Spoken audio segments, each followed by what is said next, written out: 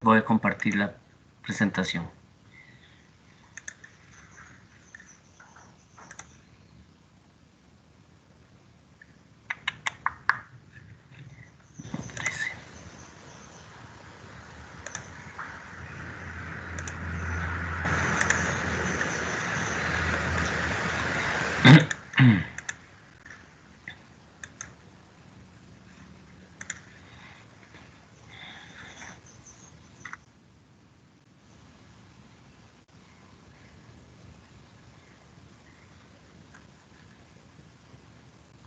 Ok.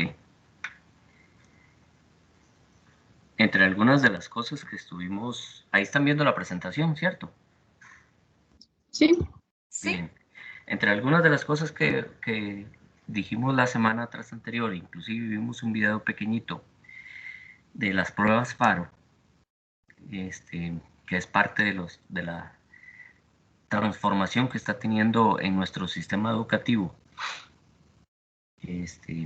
la educación en todos los niveles, pero esencialmente en primaria y secundaria, con las pruebas FARO, dijimos que eso se debía a, a las competencias.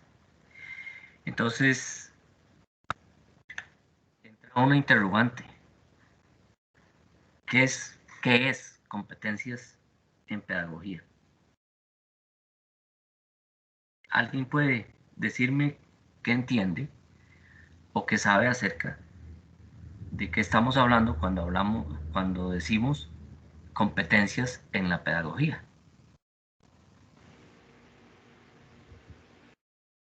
Se refieren a los conocimientos que uno tiene que adquirir para, digamos, por ejemplo, para saber cómo tratar con estudiantes o así. Ok, recuerde que estamos hablando de la educación que están recibiendo los niños y los adolescentes, digamos en este caso. Estamos hablando de primaria y secundaria, ¿ok? Dijimos que la pedagogía sería la forma como nosotros llevamos a cabo ese proceso de enseñanza-aprendizaje, ¿ok? Pero ahora hablamos de competencias en la pedagogía. Desde la perspectiva que usted me está respondiendo, es como si estuviéramos preparando a un maestro. No.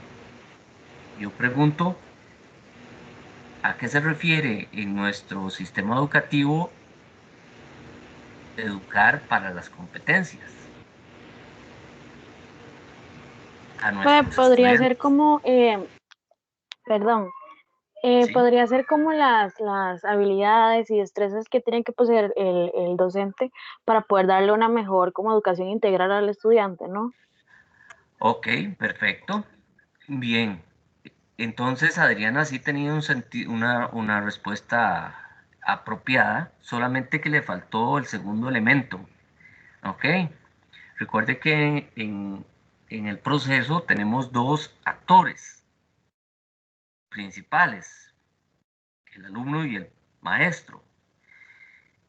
Cuando hablamos de las competencias, efectivamente, ¿verdad?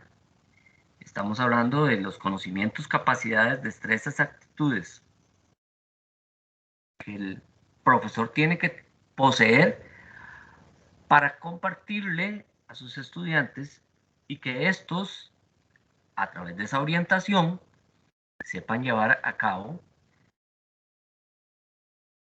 y aplicar para su vida y para sus acciones conocimientos, capacidades, destrezas y actitudes frente a las circunstancias diferentes en donde se vaya a desenvolver.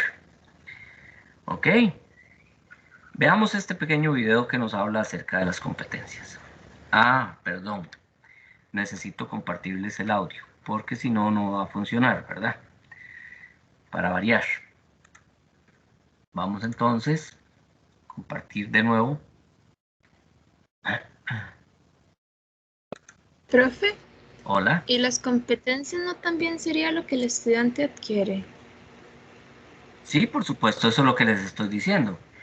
Son conocimientos, capacidades, destrezas y habilidades que el docente debe poseer para enseñar o para compartir o para en el proceso de enseñanza-aprendizaje, mostrar al estudiante para que él adquiera competencias, habilidades, destrezas y capacidades que les permitan desenvolverse o enfrentarse a las diferentes circunstancias en las cuales vaya a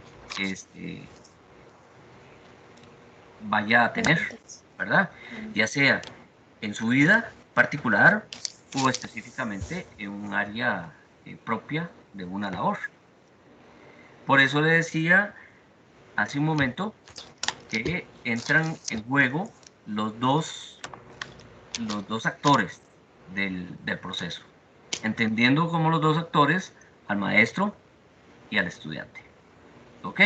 Pero en primera instancia tenemos que reconocer que yo como docente no puedo compartir, no puedo enseñar lo que no sé.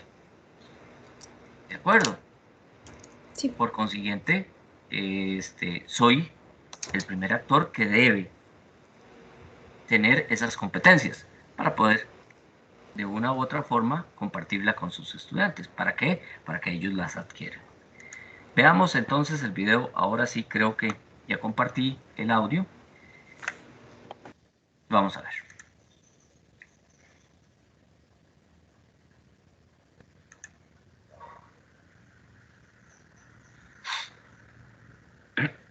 El profesor Miguel quiere estar a la vanguardia en educación, así que a partir de hoy enseñará a sus alumnos. Señor. El profesor Miguel quiere estar a la vanguardia en educación, así que a partir de hoy enseñará a sus alumnos por medio de competencias. ¡Un momento! Educar por competencias no se refiere a eso. De hecho, no tiene nada que ver. Mejor, hablemos de competencias en la educación con peras y manzanas. En el terreno educativo, las competencias tienen diversas acepciones. Sin embargo, hay ciertos rasgos que son comunes en todas las definiciones sobre este enfoque. Las competencias se refieren a todos aquellos comportamientos referentes a una tarea que implica el saber pensar, el saber hacerlo y realizarlo a la luz de los valores individuales y sociales. El enfoque por competencias nace de una realidad laboral cada vez más demandante, que implica formar individuos que puedan desenvolverse de manera eficiente en ese contexto para tener mejores oportunidades. Entonces, la pregunta es, ¿cómo se puede hacer competente a un individuo? La respuesta es sencilla. Para ser competentes en cualquier actividad, las características que se deben cumplir son el saber pensar, el saber hacer y el saber ser. El saber pensar se refiere al conocimiento teórico de la actividad que se va a realizar. Por ejemplo, si quisiéramos hacer competente a una persona para jugar fútbol, el saber se referirá a que esta persona primero debe conocer las reglas y cómo puede utilizarlas para saber ganar y utilizarlas en su beneficio y en el del equipo. Esas reglas no, las reglas del juego, es decir, la parte teórica de la actividad. El saber hacer se refiere a las habilidades y destrezas requeridas para realizar una actividad. Por ejemplo, para el caso del fútbol, si se cuenta con la coordinación, la rapidez o la condición física. Finalmente, el saber ser se refiere a dos aspectos sumamente importantes: la actitud y los valores. La actitud es la forma de actuar ante cualquier situación. Para nuestro ejemplo de fútbol, ¿qué actitudes se necesitan? ¡Claro! Saber jugar en equipo, dar el 100% y, si fuera el caso, saber ganar o saber perder. Por último, los valores se refieren a las convicciones que orientan a nuestra conducta. En un partido de fútbol se necesitan, entre otros, el valor de la honestidad y la tolerancia. Si se logran desarrollar todas estas características en un individuo, se puede afirmar que esta persona es competente para jugar fútbol. Y esto es aplicable a cualquier actividad de cualquier ámbito, ya sea social, académico o de esparcimiento. Ahora que el profesor Miguel sabe qué son las competencias, podrá brindar a sus alumnos más y mejores herramientas que les servirán para toda su vida. Entonces, Se puede decir que un sistema actual pretende sustentar habilidades adquiridas mediante evidencias. Vuelvo a repetirles, el docente no puede pretender enseñar lo que no tiene. Por lo tanto, tiene que tener la adecuada capacitación para adquirir todas esas competencias en las diferentes áreas en donde vaya a trabajar.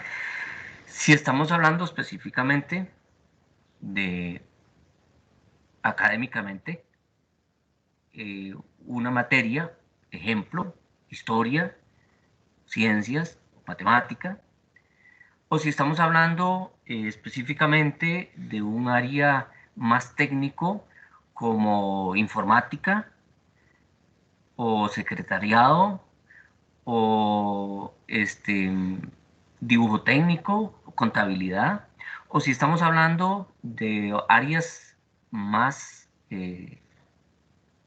más profesionales, se requiere por parte del académico, por parte del profesor, por parte del maestro, tener una base sólida, suficientemente capacitada para tener las diferentes competencias que se requieren según sea el área o la especialización en la cual esté trabajando. Se pretende entonces con las competencias ya no evaluar lo que es teoría específicamente, sino es poder evaluar capacidades, habilidades que tengan las personas para llevar a cabo adelante determinadas tareas.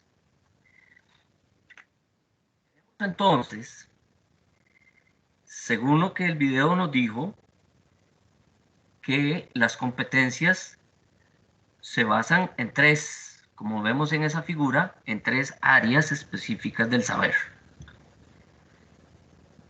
El saber pensar, el saber hacer y el saber ser. ¿Ok? Y en este caso, cada una de ellas, independientemente, es parte del proceso mismo pedagógico de aprendizaje. Pero las tres tienen que ir juntas, de tal forma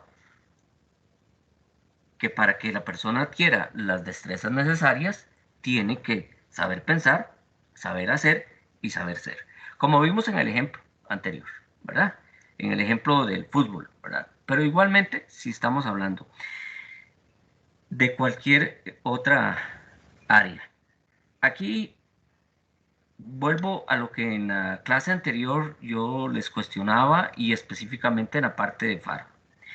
Tenemos que tener claro que esta pedagogía obedece a una necesidad de formar individuos competentes. ¿Y qué estamos hablando de formar individuos competentes?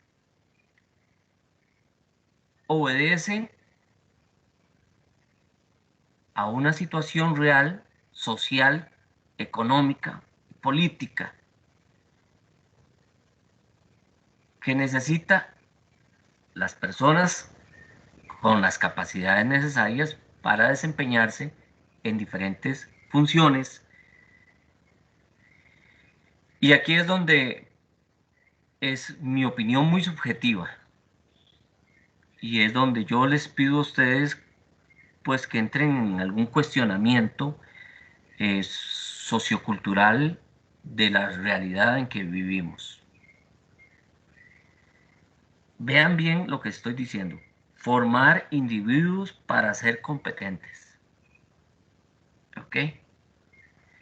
Que usted sea capaz de ir y ensamblar dispositivos tecnológicos. Que usted tenga las capacidades y habilidades necesarias para poder dar atención en diferentes idiomas, en un call center, como producto de un servicio que se tiene que vender. que usted sea capaz de desempeñar habilidades y destrezas que requiere X, Y o Z, actividad multinacional que viene a Costa Rica a ofrecer un servicio laboral, pero que no requiere profesionales, requiere personas competentes para desarrollar esa función específica.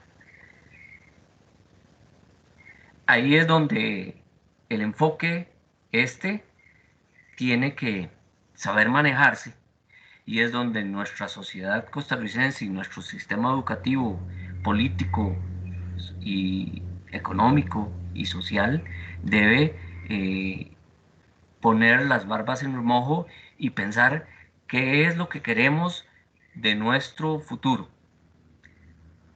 Si bien es cierto, somos un país tercermundista o menos, tenemos principios, valores y tenemos características que nos hacen ser lo que somos. Pero ¿a costa de qué? Estamos de acuerdo en perderlo. Y ahí es donde entra mi cuestionamiento al modelo pedagógico por competencias. Es definitivo que estamos circunscritos a un mundo y que somos parte del mismo y que tenemos que llevar adecuaciones y adaptaciones a nuestro sistema. Eso no hay duda. Que las nuevas tecnologías llegaron, se involucraron y se apoderaron del sistema educativo, eso no hay duda. Que trae beneficios, tampoco nadie de nosotros va a ponerlo en duda. Sin embargo, sí tenemos que tener claro que esas nuevas tecnologías, si bien son indispensables para el proceso de aprendizaje, proceso de enseñanza y aprendizaje, también tenemos que saber tener las capacidades para desarrollar una clase sin tener la tecnología en la mano. ¿Por qué? Porque nos enfrentamos a situaciones de brechas sociales y económicas que no nos hacen o que no nos permiten entrar en igualdad de condiciones a todos los que por derecho tendríamos el acceso a la educación. Veamos este pequeño video de los beneficios de las nuevas tecnologías en la educación.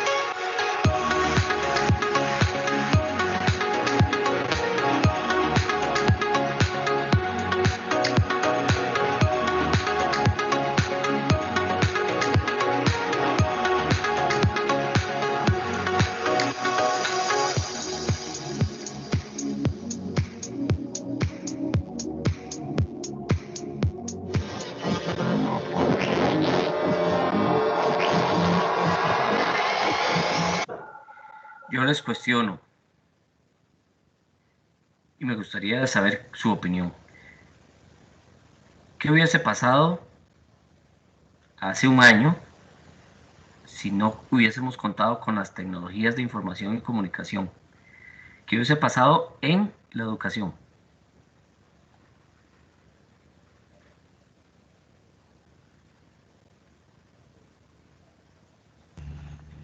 Di, habríamos tenido un año perdido, creo. Ok, hubiésemos tenido un año perdido. Ujú. ¿Quién más me opina algo? Sí, Desde profe. su perspectiva, ¿qué opina? Desde su realidad, ¿qué hubiese pasado con su estudio si no Ah, hubiésemos contado con estas herramientas? de ahí, profe, yo digo que tal vez sí hubiéramos tenido un estudio, pero no de tan calidad, por así decirlo, entonces sería como muy vago lo que es, como, bueno, no sé, voy a poner el MEP estaba mandando como unas prácticas a los chiquillos que las mandaba pero los que no se podían conectar, la profesora no les podía explicar y cosas así, entonces solo hacían las prácticas. Para mí está como que sí, o sea, sí estaban aprendiendo, pero no de la mejor manera. Como los que sí se conectaban y recibían las clases con la profesora. Ah, ok, perfecto. Ujú. ¿Alguien más que quiera opinar?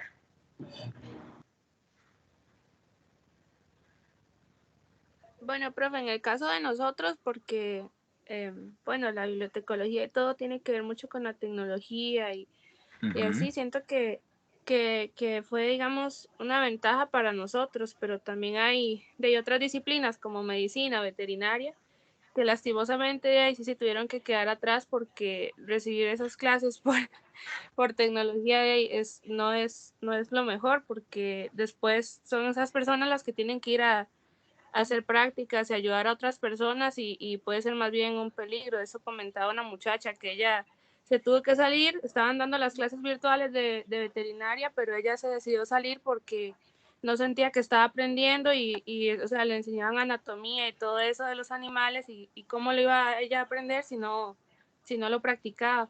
Entonces, yo siento que también hay muchas personas que lastimosamente no pudieron conectarse o no pueden tener sus clases virtuales como nosotros, que somos afortunados en ese sentido. Ok. Al principio les decía, al principio de esta diapositiva, que definitivamente tenemos que reconocer que si bien la tecnología viene a representar un gran avance y una oportunidad, tenemos este grave problema. Tenemos este grave problema. Y, y si bien es cierto, en nuestra realidad costarricense vimos que este, de parte del gobierno y de parte del ministerio y de parte de las instituciones hubo este, acciones para propiciar y para facilitar y para poder llegar a la mayoría dentro de sus posibilidades. Definitivamente existe lo que ya desde en otros cursos hemos visto que se llama la brecha digital. Pero ya no es solamente la brecha digital, sino la brecha social, la brecha económica, la brecha cultural. Hay una serie de factores que son propios de cada individuo. A unos les hace y se les facilita por todas sus posibilidades el acceso a todas las herramientas. Y de ahí para abajo, porcentualmente vamos a ir teniendo personas cada vez con menos posibilidades hasta llegar a algunos que quizá no la tienen. Y entonces, lamentablemente, entran en desventaja las personas. Y ahora que los compañeros nos van a hablar de la legislación, hay un derecho para todos igual, que es el derecho a la educación. Pero teniendo estas circunstancias, se nos está violentando el derecho, porque lamentablemente esas personas quizá no tengan todas las posibilidades que sí gozan algunas personas. Y oiga, No estoy hablando de solamente las personas de la gran área metropolitana, porque en el gran área metropolitana tenemos personas con muchos problemas. Igual los tenemos en otras regiones y por supuesto que va a haber mayor problemas en regiones muchísimo más lejanas. Si ustedes ven esta imagen que está ahí, observan al muchacho con la sombrilla. ¿Lo ven dónde está? Está en la rama de un árbol. Y si ustedes ven un poquito hacia abajo, ven el techo de lo que probablemente sea su hogar o su casa. Es decir, imagínense a la altura que él tiene que subirse, dadas las circunstancias que vive, para tener acceso a la educación. Este es un ejemplo que, si bien es cierto, no es de Costa Rica, este es de un caso en El Salvador. Conocemos de casos de estudiantes costarricenses que vivieron circunstancias o que todavía hoy viven circunstancias parecidas. Y les voy a compartir un momentito este video para que vean. El video se titula "La educación virtual no está al alcance de todos en América Latina". La foto de Alexander Contreras se hizo viral en El Salvador. Este estudiante universitario tiene que subirse a los árboles para conseguir señal para su teléfono y atender a sus clases en línea. La imagen llevó al gobierno de Nayib Bukele a prometerle asistencia. Como Alex, otros estudiantes en zonas rurales de este país también se ven obligados a ingeniárselas para estar conectados, llegando a colgar sus celulares en el aire en búsqueda de la ansiada red. Si hablamos de la educación virtual, hay que hablar de Internet, y en América Latina esto evidencia una brecha digital. Aproximadamente 2/3 de la población tiene acceso a la red, según Naciones Unidas, pero con escenarios tan distintos como el de Chile, en donde el 80% de la población puede entrar a Internet frente al 25% de Nicaragua. Son las computadoras. Pero la educación virtual no tiene marcha atrás, según el periodista y profesor Juan Carlos Salazar de la Universidad Católica Boliviana, que reconoce las dificultades que hay en su país a la hora de acceder a Internet. Hay muchas familias pues, que no tienen el Internet en su casa, y si lo tienen, tienen un solo computador donde, además de la educación virtual de los hijos, los padres o los hermanos mayores deben trabajar también a distancia. Pero hay que tener en cuenta que la enseñanza virtual ha llegado para quedarse y vamos a hacer muy bien en adaptarnos cuanto antes a ello. Ok, ¿escuchamos? Oigamos. A Natalia y a Salomé les está costando esa adaptación. Viven en Bogotá. Natalia es productora de cine y televisión y es madre soltera. Hoy más que nunca es la mano derecha de su hija de 9 años. Me toca apoyarla hartísimo en la educación virtual. Ha sido muy difícil porque yo también tengo mis cosas que hacer. Y aunque ella ya domina el computador y todas las aplicaciones a las que ella necesita entrar, de todas formas todo el tiempo es como: mamá, ¿qué hago acá? Mamá, ¿qué hago en esto otro? Para Lucía el cambio no ha sido difícil. Con 15 años, esta adolescente argentina está en el penúltimo curso de secundaria antes de llegar a la universidad. Es como que estoy más organizada con las cosas porque tengo todo ahí en la computadora y sí, lo estoy llevando bien, por suerte. Aún no tiene claro qué estudiar. Le gusta la administración y la economía, una carrera que afrontará tras una fuerte huella dejada por el COVID-19 sobre la educación universal. Ok, entonces, gente, tenemos que tener claros que las finalidades de la pedagogía debe ser no solo enseñar, sino que lo que se aprenda sea útil. En este contexto que vivimos, las TIC son herramientas que son tanto para los profesores como para los alumnos. Es nuestro deber como profesor llevar adelante un proceso claro y lo más consciente posible de darle a los alumnos el camino o la orientación o la guía que les permita saber que esos medios que para ellos originalmente eran de entretenimiento, su teléfono, su tablet, su computadora, pasa a ser ahora una herramienta de clase. Y tenemos que pensar entonces en que además de cómo les enseñamos, es por qué les enseñamos y orientarlos para que toda la educación o todo el conocimiento que ellos vayan adquiriendo les permita interactuar de la mejor forma. Hoy, no solamente en respuesta al proceso que vivimos, sino a lo que eventualmente puedan enfrentarse. Tenemos que hacer conciencia que las herramientas, como decía el video anterior, tecnológicas llegaron para quedarse. Y yo aquí les preguntaría a ustedes, en la experiencia que cada uno de ustedes vivió, me gustaría escuchar la opinión de un par de personas. En la experiencia que vivió, con las posibilidades de acceso y circunstancias que tuvo que enfrentar, hasta el día de hoy, desde hace un año aproximadamente que se dio este cambio, ¿se quedarían con este método de clase? ¿O si está en sus manos, volverían al método que anteriormente llevábamos antes del 2020?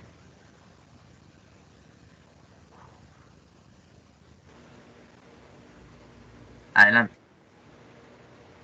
De ahí, bueno, yo hablo desde mi experiencia y Correcto. desde mi entendimiento en las clases. Y sí está muy chiva eso de poder, o sea, ver las grabaciones y repetir y repetir y repetir hasta entender, o sea, algo que un profesor dijo. Digamos, eso sí está muy, y no sé, para mí es muy importante porque a mí sí me, digamos, yo sí me quedo atrasada en cositas. Pero sí hace falta, bueno, por lo menos a mí sí me hace falta eso de separar mi casa de o sea, del estudio, no sé si me explico. Sí, claro. Digamos, mi cuarto es para dormir, no para estar en clases, y todavía me cuesta mucho separar esos dos aspectos de estoy en mi casa, no estoy vagueando, estoy en mi casa, tengo que estudiar y tengo que estar en clases. Entonces sí cuesta un poco más concentrarse porque uno está en su ambiente y en sus cosas, sea como sea. Y tampoco es como que sea el espacio más adecuado para recibir clases. Pero eso de poder devolverse y repasar un tema sí es, o sea, creo que es lo que le rescato a estar en estas situaciones. Ok, pero en su caso entonces, ¿volvería al método anterior? Sí. Ok. ¿Quién más quiere regalarnos su opinión? Yo, Ginette, Díganos, Ginette. En mi caso, vea, para mí la tecnología es un mundo que hace explotar mi cabeza increíble, porque me cuesta un montón. De hecho, las computadoras hasta ahora puedo decir, vea, uso el Word y me siento súper feliz porque ya lo sé manejar. Entonces, para mí sí ha sido súper complicado. Y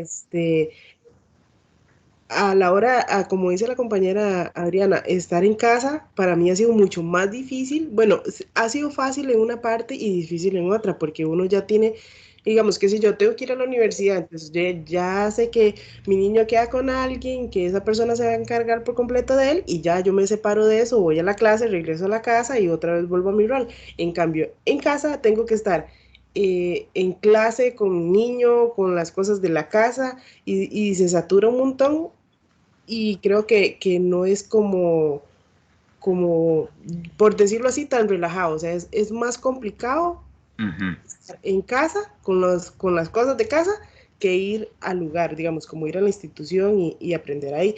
Igual, yo digo que varía en la forma de aprendizaje de cada uno, de cómo recibe la educación. Por ejemplo, yo soy como más, no sé, a la antigua quizá, para decirlo de alguna manera.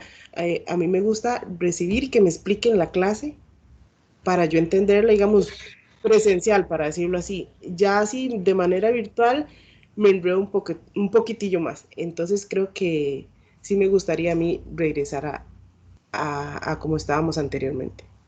Ok, perfecto. Y voy a preguntarle específicamente a Lucía.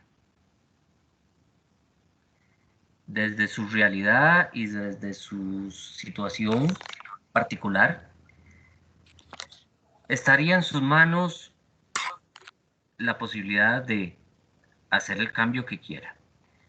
¿Se queda de la forma actual o vuelve a como era anteriormente? Pues yo siento que tal vez así me he desgastado un poquito más la vista, pero la verdad para mí ha sido mejor, porque si me dolía la cabeza en clases, no es como que pudiera recostarme en la cama o descansar 10 minutos. En cambio aquí sí, porque me puedo organizar mejor, puedo organizar los tiempos. Si me duele la cabeza, puedo, no sé, recostarme. Algunas veces le he dicho a usted que cuando me duele la cabeza, sí puedo mantener la cámara apagada. Incluso, digamos, las presentaciones o así, puedo ir viéndolas al momento en que los profesores la van pasando y puedo hacer la letra más grande. Entonces, sí ha sido, digamos, mejor en esos aspectos. Y también porque, bueno, no sé, porque puedo, digamos, preguntar y todo, no sé, siento como que tengo un espacio más amplio como para hacer preguntas o para que me puedan ayudar de maneras con las lecturas o cosas así. Entonces, yo desde mi perspectiva, yo creo que yo sí, a mí me gusta mucho así, me gusta más, digamos. Ok, perfecto. O Entonces se también si quedaría... pudiera hacerlo mitad y mitad, 50%, 50%, sí. Porque también en la universidad siento que uno, no sé, como que se hace más social y más hacer los trabajos presencial y así. Pero Ok, sí, me gusta así también. perfecto. Entonces aquí lo importante es eso. Definitivamente, yo creo que es muy valioso eso que usted dijo. Este, la parte socioafectiva que nos permitía la relación, la interacción entre las personas en el aula de forma diádica, es decir, cara a cara, este, nos permite llevar a cabo una educación más integral. Ujú. No estoy diciendo que con esta no se haga integral, pero sin embargo hay situaciones que definitivamente, por más que se quiera, no es lo mismo, no es lo mismo. No está en manos de nosotros determinar el cambio que va a existir, así como no lo ha sido nunca. ¿Ok? Sí, nos vimos y nos enfrentamos a la oportunidad de poder continuar con el proceso. Quizá hubo, y aquí entra el rol del profesor, hubo un cambio no solamente en la metodología, sino en los contenidos, ¿verdad? Nosotros tuvimos que hacer una adecuación y una adaptación al tiempo, al espacio, a la realidad y a los medios que íbamos a utilizar. Y quizá algunos aspectos que en algún momento considerábamos relevantes se vieron muy por encima.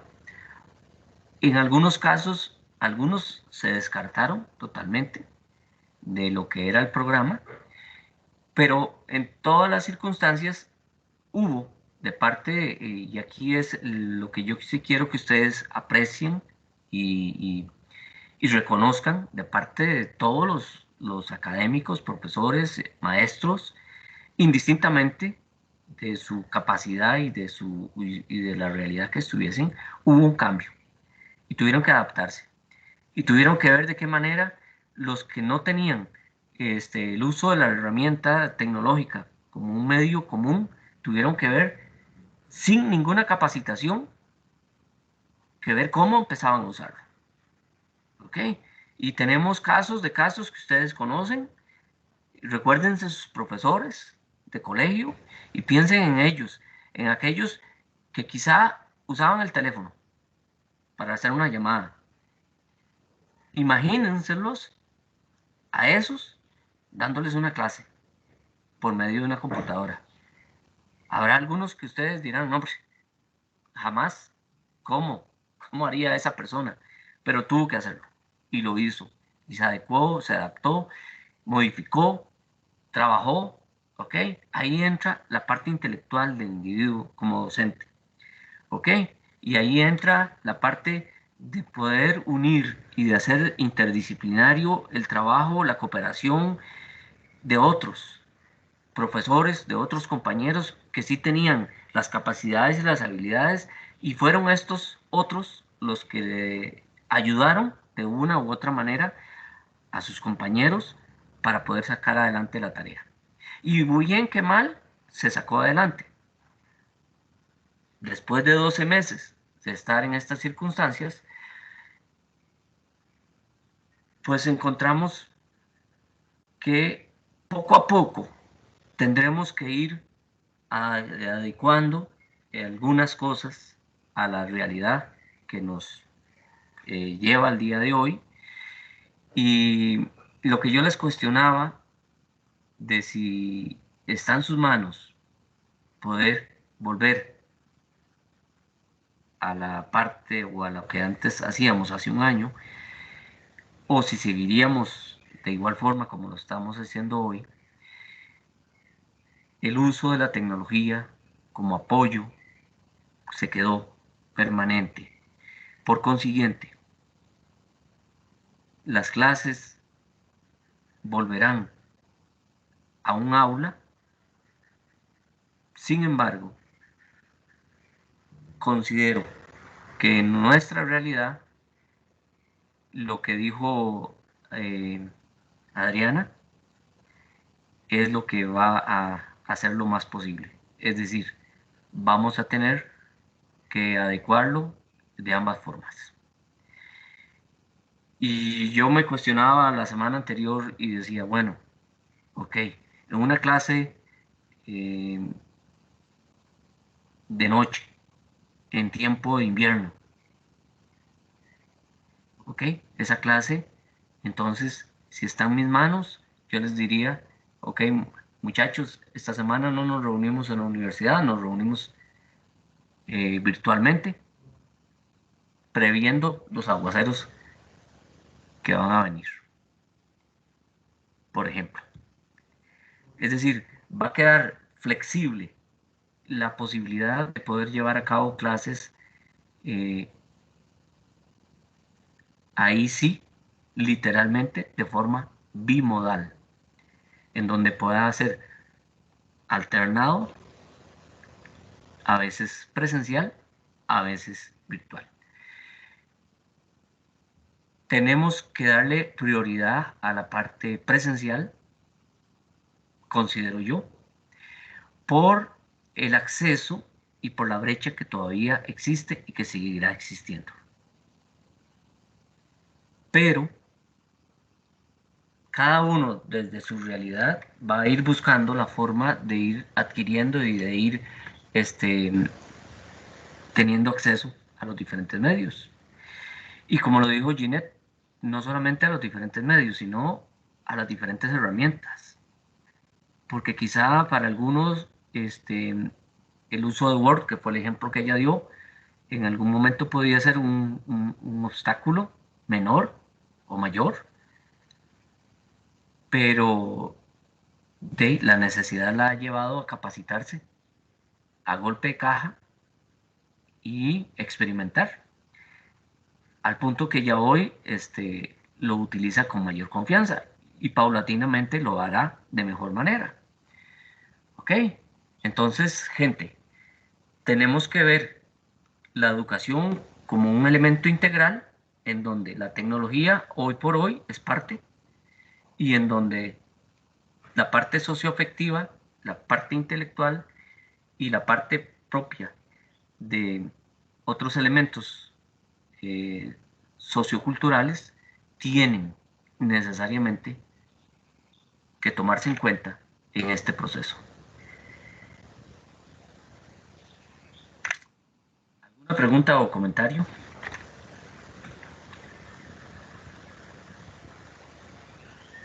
Con respecto a lo que acabo de compartir con ustedes, pedagogía actual y su transformación y las tecnologías en ella. Nuestra realidad. ¿Alguien? ¿Algún comentario? ¿Alguna pregunta? Bueno, adelante, Yasmín, y después con mucho gusto le doy la palabra, creo que era Casey. Adelante, Yasmín. Okay. Sí, yo considero muy acertado tal vez lo último que usted mencionó, de que después de pasar por un proceso en el que se evoluciona o empezamos a adquirir nuevas competencias o habilidades debido a la realidad que uno se ve expuesto, es necesario también adoptar las nuevas realidades que uno se ve expuesto. Yo escuché una conferencia muy interesante sobre el Internet visto como un derecho humano. Era una conferencia en la que habló la señora, ¿cómo se llamaba, Jackie? Creo que era Elizabeth. Elizabeth. Ujú, ajá. Odio. Sí, muy interesante, muy enriquecedor todo lo que ella dijo, y yo pienso que es muy cierto ver cómo el Internet, cómo las clases se han tenido que modificar y cómo después de un proceso en el que nos vemos expuestos a la tecnología y a su impacto, es importante seguir adelante, pero tomando en cuenta lo que ya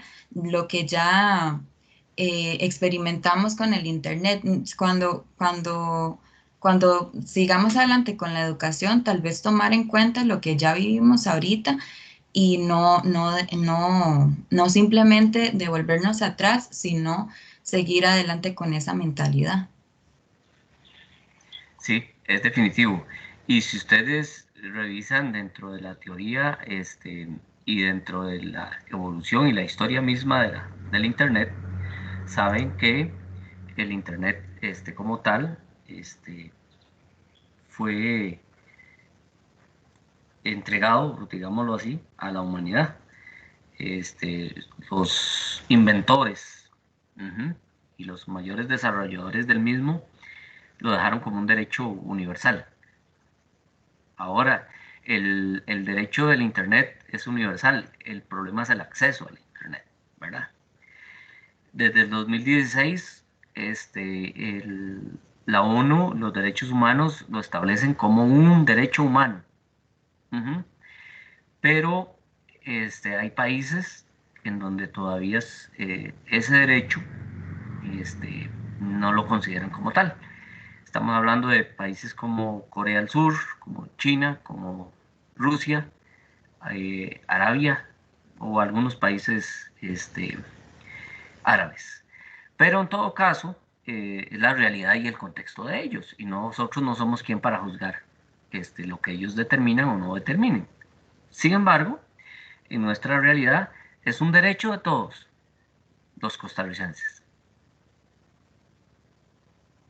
Pero el acceso al Internet es lo que tenemos restringido en mucha medida.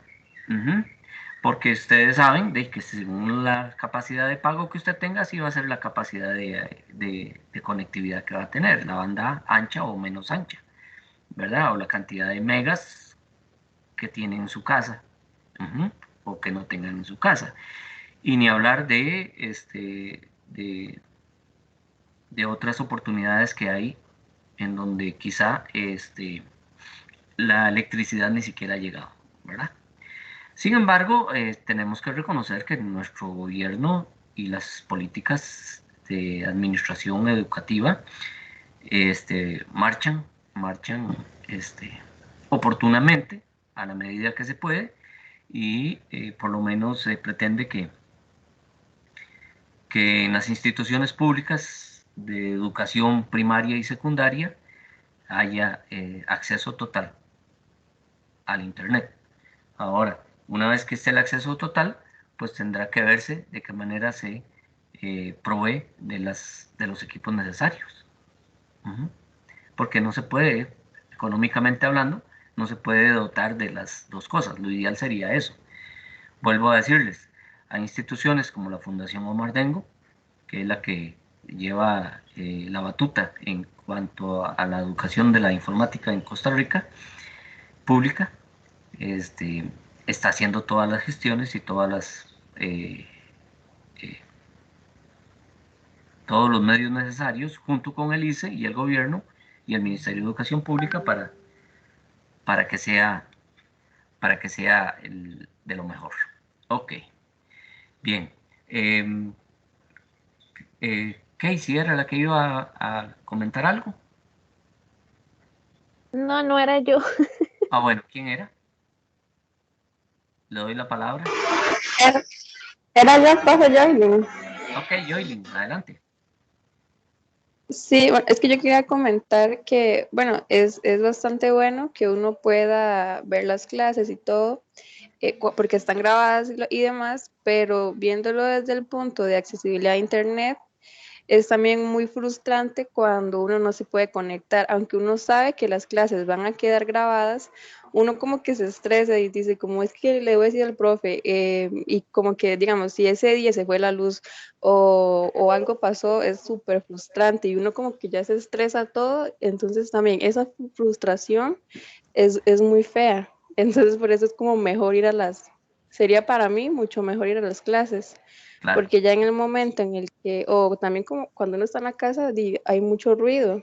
Entonces, todo ese ruido, tal vez a mí me cuesta mucho poner atención si hay mucho ruido. Entonces, donde yo vivo pasan muchos trailers y de todo, y ya eso también me da mucha frustración y afecta obviamente también mi entendimiento en las clases. Claro, por supuesto. Sí, cada uno vivimos nuestra realidad y nuestra situación particular, ¿verdad? Pero lo importante es verlo, como decía en la última diapositiva, de forma integral. Y ahí es donde entra la parte intelectual, la parte individual, ¿verdad? Donde tenemos que reconocer las capacidades individuales, pero como el sistema es para todos el mismo, tenemos que velar desde la perspectiva del académico o del profesor de poder orientar o guiar de la manera más adecuada sin dejar, sin dejar de lado esas individualidades que al fin y al cabo están presentes, ¿verdad? Ok, muy bien. Si alguien quiere hacer algún otro comentario, si no, para terminar con esta parte.